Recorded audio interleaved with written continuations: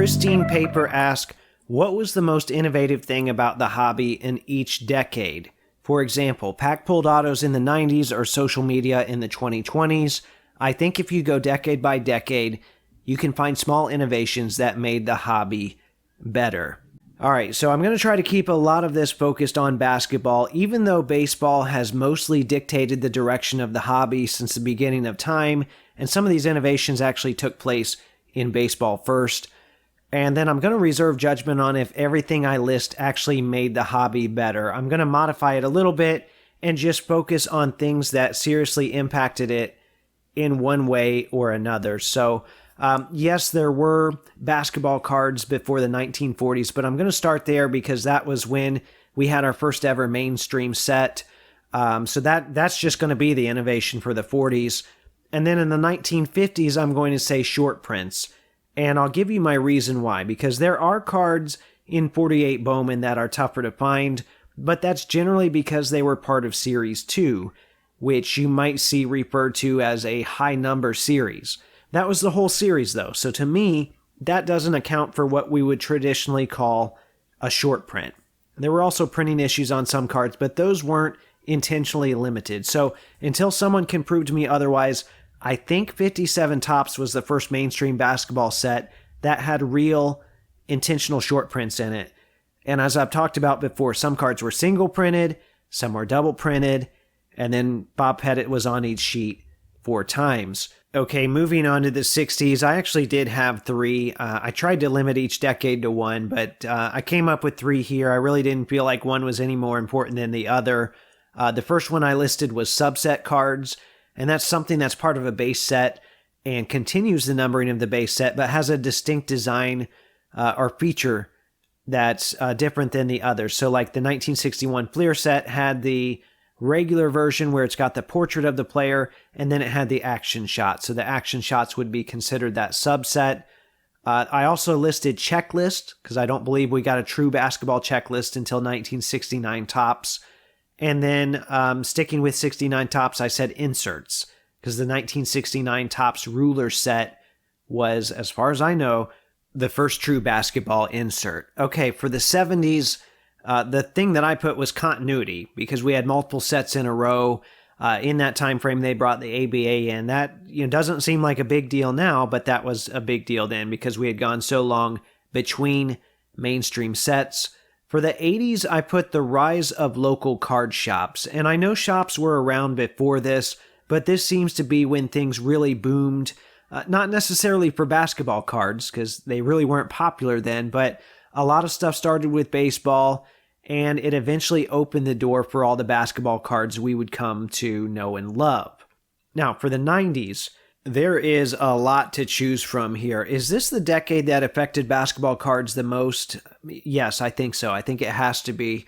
We had the birth of the refractor. We had serial numbered cards. You mentioned pack-pulled autos in your question. Those were pretty big. I'm going to add memorabilia cards because in theory, you could already go to a game with the card and get it signed, but it was a lot harder to go home with a literal piece of the on-court product. All of those were important, but I think all of that paled in comparison to 2 specific things, and I can't choose just one of them. The first one would be the introduction of the Beckett Basketball Magazine, which debuted in early 1990, and then the rise of grading. Of course, PSA started in 1991.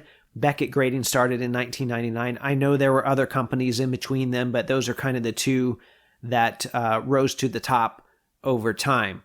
So as you can see, the 90s was huge for the hobby. It's hard to narrow it down to just one, but it would be one of those 2 things for me. Okay, the 2000s, I just put the evolution of the internet. We're talking eBay.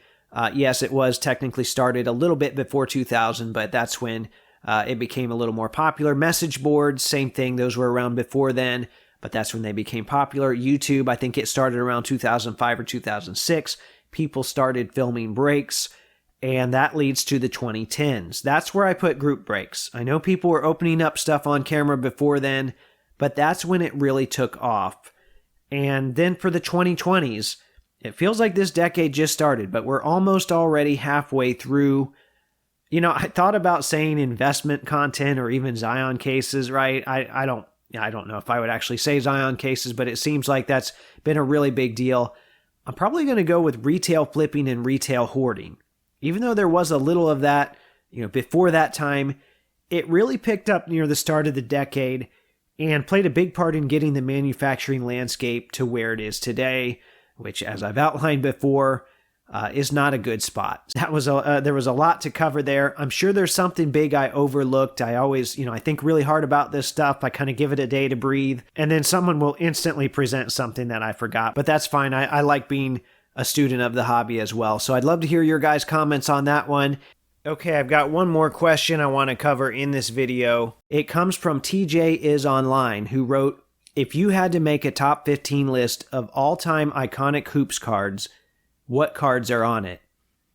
So I did a pair of episodes with Sholey a while back about iconic cards, and I know everyone has a little bit different criteria for that.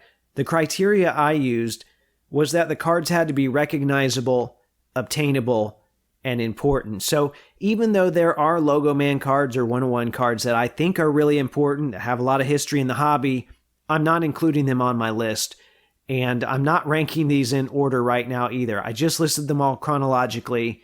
So here they are. I had a 1948 Bowman George Mikan rookie, a 1957 Topps Bill Russell rookie, a 1961 Fleer Wilt Chamberlain rookie, a 1961 Fleer Jerry West rookie, a 1969 Topps Kareem Abdul-Jabbar rookie, a 1970 Pete Maravich rookie, a 1972 Topps Julius Erving rookie, 1980 Topps the Bird Magic Irving Trio, which of course is the rookie card for both Bird and Magic, the 1986 Fleer Michael Jordan rookie, 1989 Hoops David Robinson rookie, and I'm talking about the card number 138 version where he's holding the jersey, a 1992 Upper Deck Shaq rookie, and you know what, I'd count either one of those, the 1A or the 1B versions, 1996 Topps Chrome Kobe Bryant rookie, 1998 SP Vince Carter rookie numbered to 3,500. And that one, admittedly, is probably the most questionable selection on the list. Actually, I think it is the most questionable one on the list. I just remember it being a massive card at the time, and that was part of my formative years of collecting, so I included it. And after that, I jump all the way to 2003, where we had the exquisite RPA of LeBron James numbered to 99. And then I'll wrap things up with the 2009 National Treasures RPA of Steph Curry. That's also numbered to 99. Notice, there's nothing there from the past 15 years. I thought about Giannis. I thought about Luka. I thought about Zion too. Those were all pretty important cards that helped us get to where we are today, especially the last two. But I think a little more time needs to pass before I label them iconic, or more specifically, consider them for the top 15. And that's after having left off the 61 Oscar Robertson, any of the Kevin Durant rookies. I probably would have chosen the Upper Deck Exquisite RPA. I left off Anthony Davis. I left off Kawhi. I don't even know what to think of that 2012 stuff anymore.